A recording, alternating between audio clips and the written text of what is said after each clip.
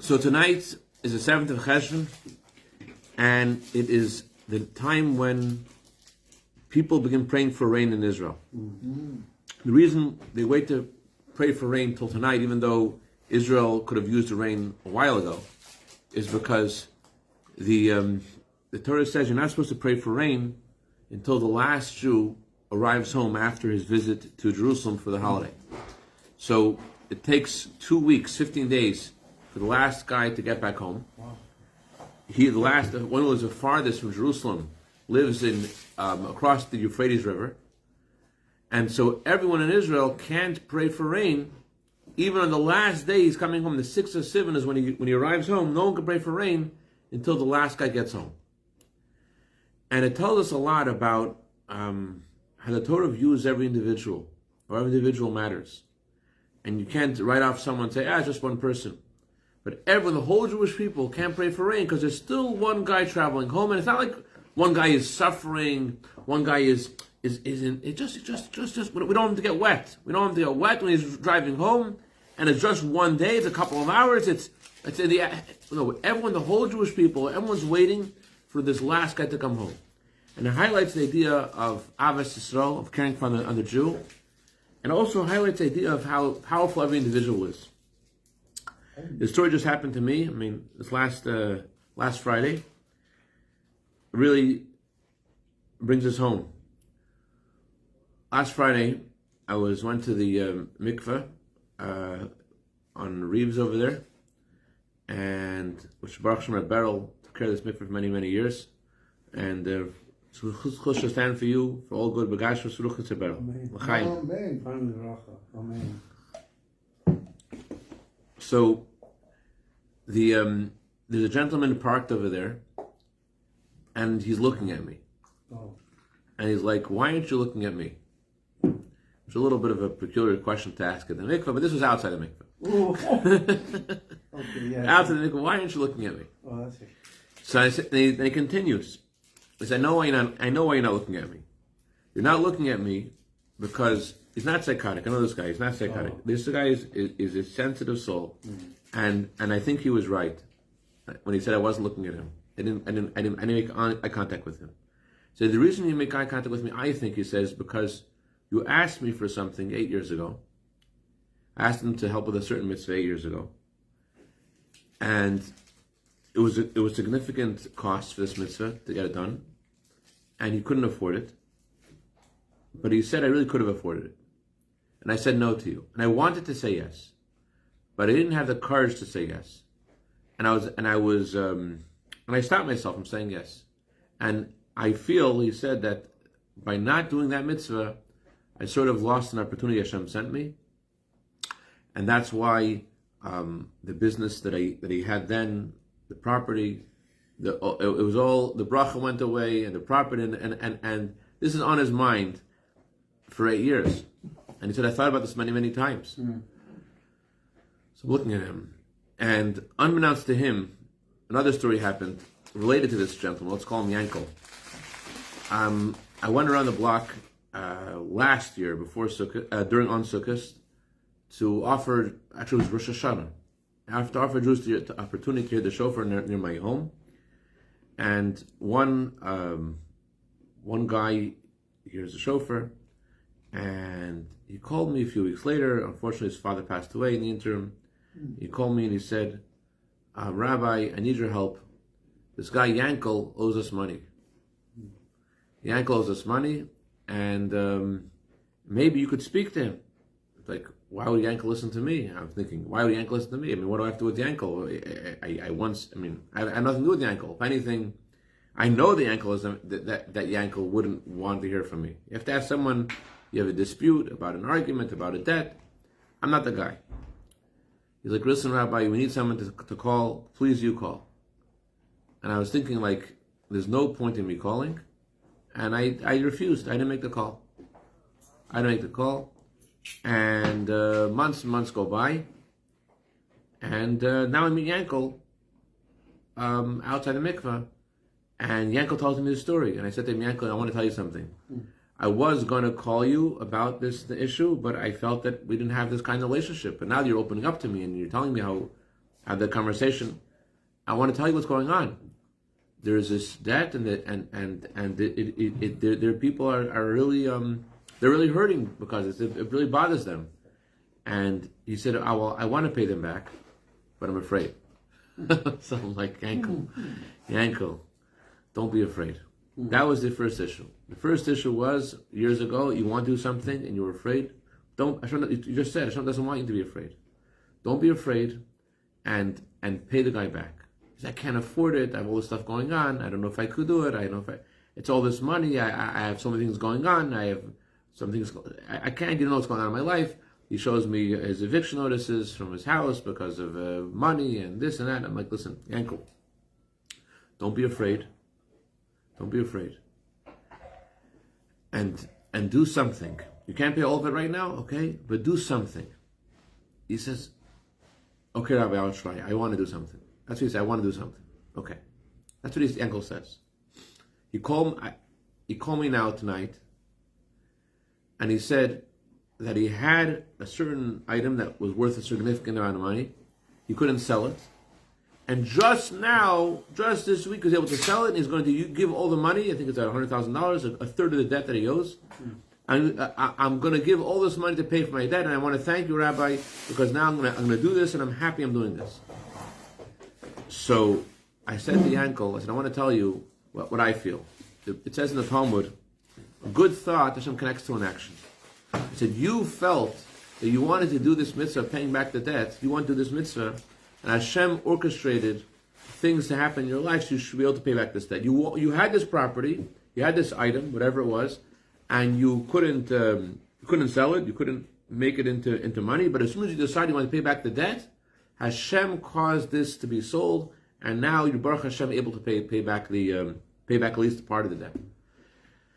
So Yankel was really like, we had this conversation. He was really like, he was crying. It was a real it was a heartfelt conversation, and honestly it was something that taught me something. Like I didn't realize about myself that I harbored ill feeling to Yankel all this time but he sensed it, and I think he was right. I think that I wasn't so I didn't want to meet his eyes, maybe because of what happened 8 years ago. Maybe I was also disillusioned. But the point really is, in regards to tonight is the 7th of Cheshvan, and it's when the last Jew comes home, and it reminds us all how each of us is sacred and precious in the eyes of Hashem. As the Baal Shem Tov says, every Jew to Hashem is like an only child. Precious like an only child, and even more.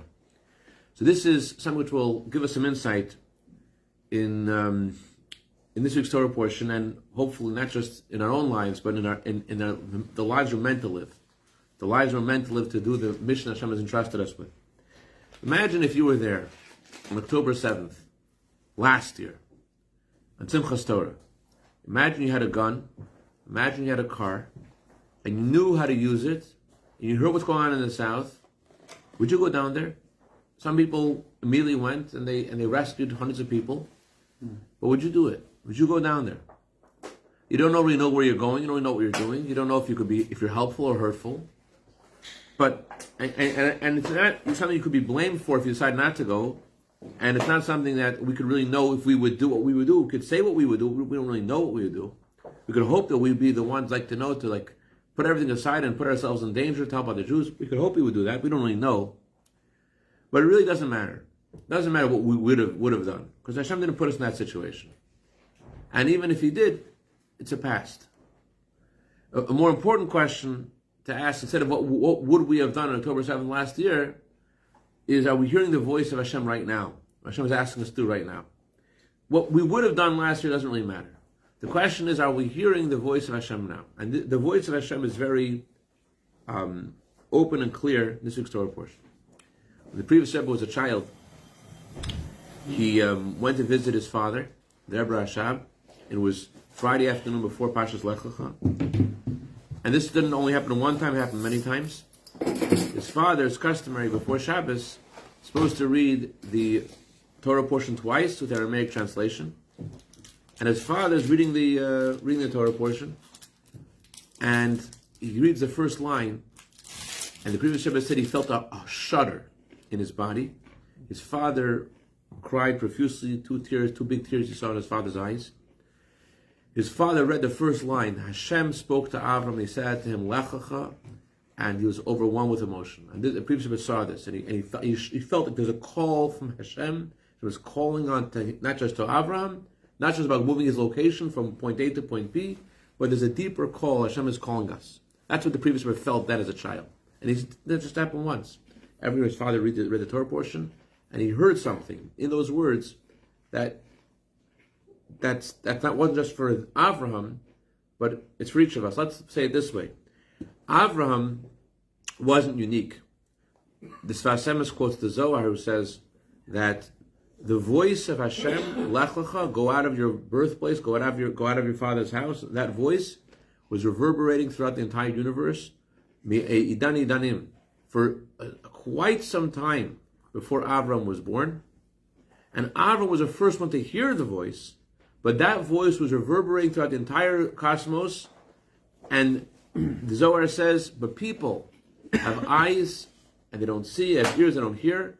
They go to sleep, the Zohar says, in a chor, they go to sleep in some kind of hole, and their eyes are incapable of seeing and hearing what's really going on. And instead of them hearing and seeing what's going on, Hashem is calling them, they're stuck in somewhere else. So Avram Avinu, uniquely, he was able to hear Hashem's voice. Echad Avram. Avram was the only one. But we're all descendants of Avraham. Just like Avram was the only one to hear Hashem's voice, so too we're all endowed to be the one. I was just doing carpool with my son and his friends, and I asked them, do you ever feel your soul talking to you? Do you ever feel Hashem talking to you? Do you ever feel like you know Hashem wants you to do, and you hear it inside you, Hashem is talking to you? One boy, incredible. He said, yeah, at lunchtime, today. Lunchtime, everyone ate, and then they went to play. And I felt I should go back, and I should say the after blessing, I should bench. So I went back and I benched. That's real. That's real. So that's the voice of Hashem to Avraham, which is the voice of Hashem to each of us. Lech Lecha. What does Lech Lecha mean? Chassidus explains the deeper meaning of the word Lech Lecha. Lech Lecha means go to yourself. Not go away from yourself, go to yourself. And the Rabbi explained, there's a lot of upheaval when you move from one place to another. There could be a lot of change. But if a Jew goes the way he's meant to go, the Rebbe said, so then when he moves, he doesn't go away from himself, goes deeper and closer to his real deepest self. Instead of going away from himself, he goes pneumistic. He goes deeper inside of himself until he reaches the essence of his neshama, until he reaches his soul. And that's the meaning of the words, go away from your land. The Hebrew word for land is the same root as the word for desires. Artzacha is the same root as the word ratzeh. Hashem tells Vitali Al-Kabetz, go away from your land, go away from your desires. Go away from your birthplace. Your birthplace means your natural tendencies. Go away from your father's home. The father, according to Kabbalah, is a root of our emotions, because the intellect is the root of the emotions. So going away from your father's house means going away from your intellect, going away from your paradigms, away from the preconceived notions about what is possible, what's not possible, what you should be doing, what you shouldn't be doing. Move away from that. Go instead to the land that I will show you, to Hashem's desire. Because the most important thing isn't how much you measure yourself against what you should be doing. Measure what is Hashem asking you. And that's why the Torah doesn't tell us anything about Avram's rich 75 years of life. Torah ignores all that. Why Torah ignores Avram's whole past? There's so much we could talk about Avram.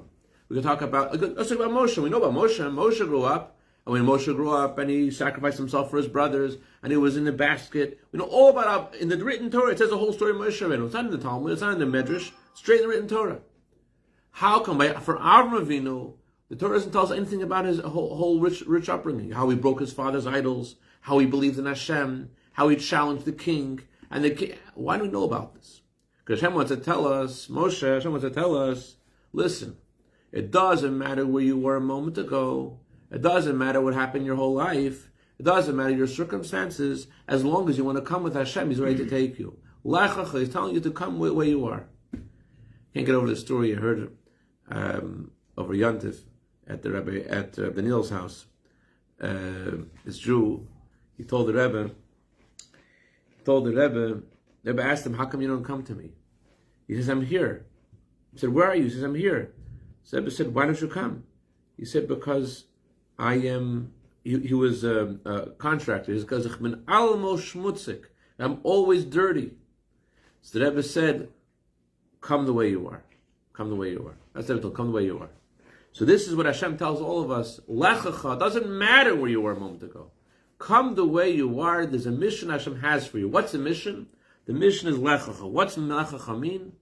Lechacha means to go towards, away from the living superficially and live deeper, away from a world where the center of the world is your ego, and go to a world where the center of the world is divine Hashem calling to you.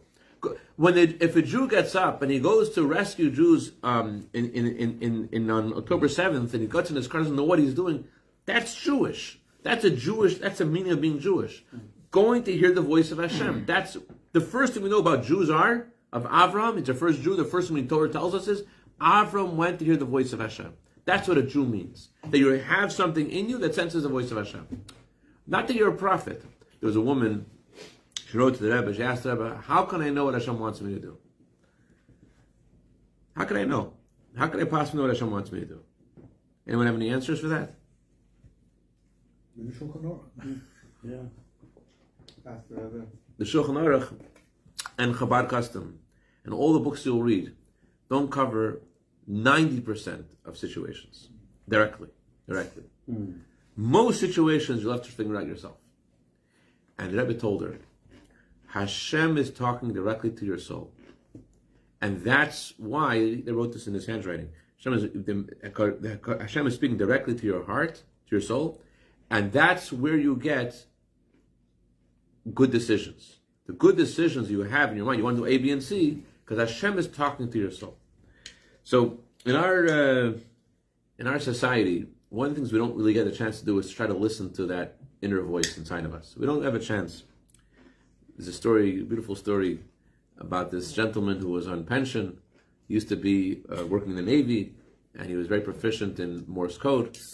And there was an advertisement that needs someone who was very proficient in Morse code, and everyone should come between 12 and 2. He needed this senior government position, because someone has to be very proficient. He comes to the office a little late, Jewish time.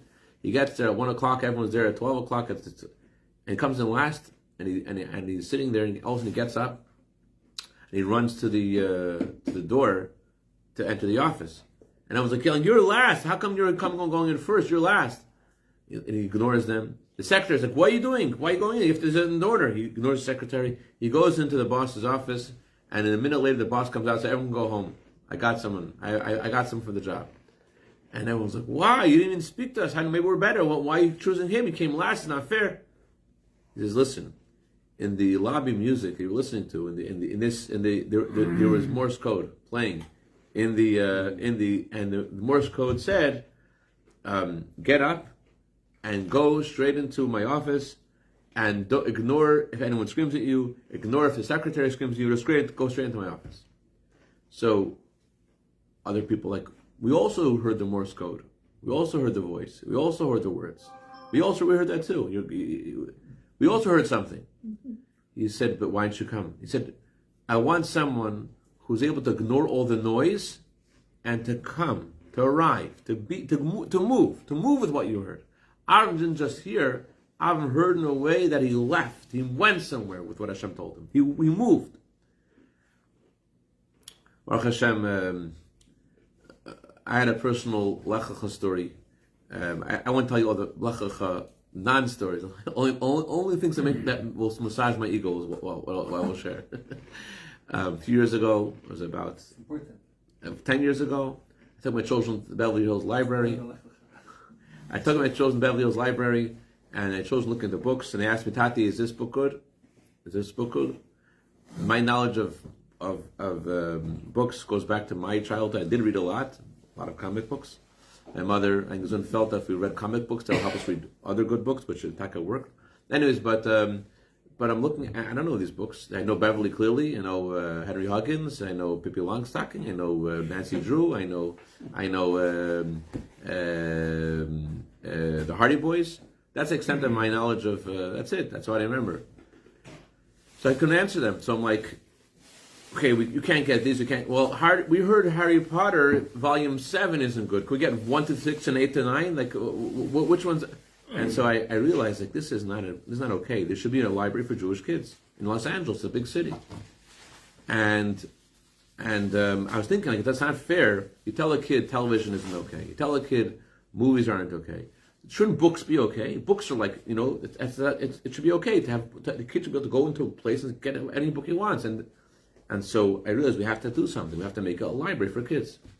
And Baruch Hashem, I listened to that voice, and it wasn't easy. It was a lot of friction. I'm making the story very simple. It was a story that took many years. Baruch Hashem, we built a library. And Baruch Hashem, today we have almost 1,000 members. We have over 100,000 books taken out so far. So it was because I felt that this is what Hashem wants to happen here, and I had to ignore a lot of other voices and a lot of other. I remember my family was telling me about one dinner table. Tati, forget about the library. It's not going to happen. Stop. Do something else. Again, to massage my ego, I'll tell you another story, my own personal lefacha. A few years ago, during COVID, I thought there was an opportunity to invite kids from public school to come learn Judaism, because they're home anyways. Let them come learn Judaism in our shul. I'm in between Judaism, what the public school Zooms, and it worked. A lot of kids came.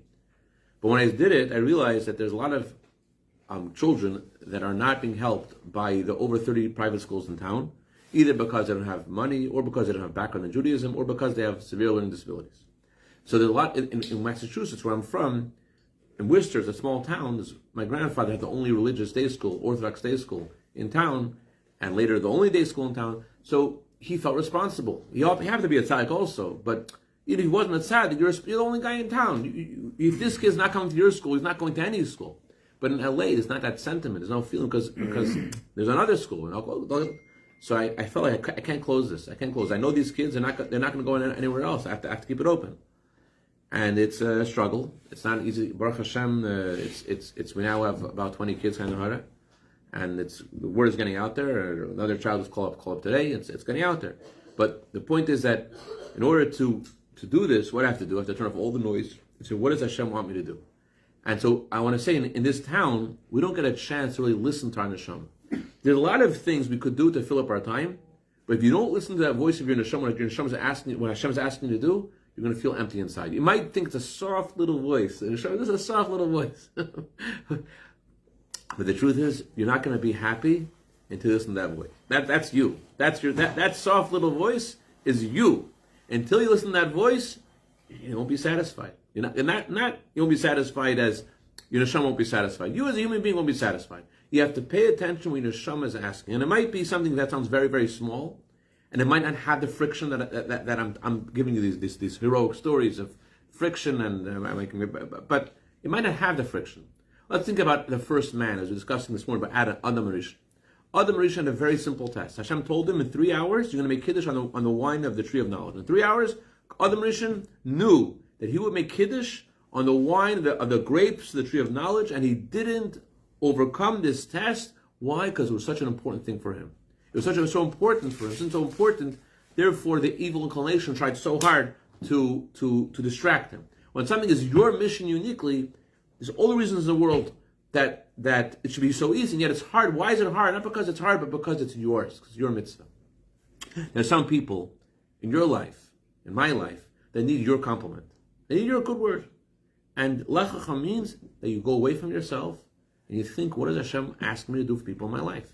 Maybe it means to stop a moment a day and say something nice and kind to your spouse, to your children who really need it. It's like a breath of fresh air, like a cold water on a dry, parched soul. So lechacha means that you exercise your neshama's muscles. If you stop and you listen to your soul every day, you stop and think about where you are, where you're meant to be, and what opportunities you have, and how to use your resources. You get better and better at exercising your soul, and let me say two things about recognizing what's the voice of your soul, what's the voice of Hashem to you, lechacha. Number one is that it's not about Hashem calls you to go out of your comfort zone, to go out of something that you were doing before, and to go deeper.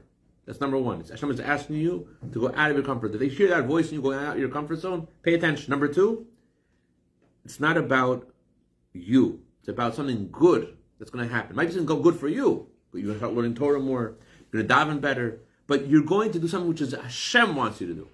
There's a story that happened many times at the time of the Alter Rebbe. There are a few versions of the story, only because it happened many times. It's not many versions of the same story. The Rebbe said it's a story that happened many times. That's why there are many versions. What was the story? The story happened many times. This guy comes to the Alter Rebbe. Rebbe, I need to pay off these creditors. Rebbe, I have to marry off my daughters. Rebbe, I need this and I need that. What should I do? And what does the Alter Rebbe say? The Alter Rebbe said, you only ask what you need. You're not asking what's needed from you. You're asking what you need, not asking what's needed from you. The previous Rebbe said the story on one of these occasions. The gentleman the Alter Rebbe was speaking to simply fainted. He fainted because what the Alter Rebbe said to him was a real lechacha. It was a complete departure of where he was. The previous Rebbe said he was a person who was excellent character. He was a very refined person. But what the kind of ask the Alter Rebbe was giving him to go away from what you need and think what Hashem is asking of you was a dramatic change. He wasn't ready for that. That's what perhaps when Rebbe Hashem was crying, saying Lechacha, what melted the heart of Rebbe Hashem. What is that? It's we know it's tzaddikim. We don't know, but on a personal level, it's the idea of going away from all the external things and listening to Hashem and listening to that inner voice. There's at what point did Hashem tell Avram Lechacha? Talmud says Avram is walking around the world. Talmud gives an example. Someone's walking around a city and he sees its palace. And he sees the palace is lit up. And he says, maybe this palace has no owner. Why is it lit up? And all of a sudden, the owner of the palace comes right out at him and says, I'm the owner of the palace. That's what it says in the Talmud, in the Medrash. There are two interpretations of this. First interpretation is the palace is the world. And Avraham Avinu is wondering, the world is beautiful, the world is luminous, the world is lit up. I don't mean like in the Gen Z way it's lit, but it's an amazing order in the world. Newton, they say about Newton, that Newton, I didn't Google this, I didn't fact check it, but I heard about Newton is that Newton was so astonished by the order he saw in creation that he came to realize that there must be a God that made this order. Like Avraham Avinu. Avraham Avinu realized that if the sun was under its own control, then why is it always rising and setting at the same time? Why is it such an order? One day it will rise, one day it won't rise. He realized that there's a force, that there's someone behind everything. Avraham Avinu looked at the world and he realized the world has, how could it be that there's no creator? There's such an amazing design. That's Avraham Avinu's perspective. And therefore Hashem revealed himself to Avraham at the age of 3 years old. Because Avraham Avinu was looking and asking and Hashem showed him. That's one interpretation. There's another interpretation. Other interpretation is that Avraham Avinu saw the palace was burning. He saw the palace was burning. What does it mean the palace was burning? Avraham Avinu looks at the world. He looks at all the murder and all the treachery and all the anarchy and all the confusion and all the anxiety. And Avram's like, what's going on? How could this world have a creator that's governing when there's so much terrible things going on? And what does Hashem answer Avram? I'm the owner. The paradox I create. Why did I create the paradox? Because Hashem wants us, even though there's a Shulchan Aruch, and even though there's all these kind of customs we're supposed to do, but nevertheless Hashem wants us to figure out Anila. Hashem wants us on our own to say, I want to do what you want, Hashem. Hashem wants each of us to turn to Hashem and say, I want to go with you, Hashem. It's not about getting it done only. Hashem wants us to summon from within ourselves this to hear the voice of Hashem, Lechacha, that I want to go with you, Hashem. And just like Avram was one person, so too when the last Jew arrived tonight back home, and now all of Israel can pray for rain, so too it's Hashem is asking each of us individually, and for Hashem, you're the only one. You're the only one. I am the only one. No, you're also. It's a paradox, but that's the reality. You're the only one. Hashem is waiting for you to come home, and the rain is not going to come down because you have to come home. And similarly, the Eibush is waiting for us to do that last mitzvah, the last word, good thought, last good word, last good action, the tip that's going to be Mashiach. L'chaim, Eibush help us all. We should get home. Mashiach Tzedekenu. We should wake up. We should hear Hashem's voice. Not be scared. You know, Moshe, don't be scared. I'm taking it in a very dramatic way. Daniel, I'm scaring you. Let me make it less dramatic. I'm making like all or nothing. Think to Musradik. It's not all or nothing. Go a little bit towards Hashem. A little bit. A little bit means you add 5 minutes to Torah. You add 5 minutes to your davening. It means you say a compliment to someone once a day. You do something going towards where Hashem is asking you to go. And I'll give an example about the library and the school. It also wasn't. It was a little bit here, a little bit there. Ya'inva, Yonva, Payin, Bala. L'chaim, L'chaim, Rav.